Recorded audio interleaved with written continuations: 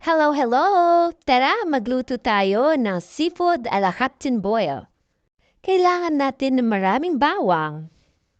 Pakulo tayo ng tubig, lagyan natin ng lemon, salt, chicken powder, onion, at bay leaves. Meron tayong hipon, crab, mais, at tahong. Pakuluan lang lahat ng mga ingredients, 5 minutes luto na. Naglagay din pala ako ng patatas. Gagawa naman tayo ng sauce. Meron tayong Cajun spices, salt and pepper, cayenne powder, chili flakes, oregano, paprika, sugar, chives, and lemon.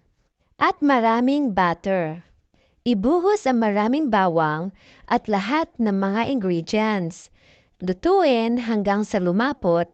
Ilagay ang lemon. At luto na! Ngayon naman, imimix na natin sa seafood.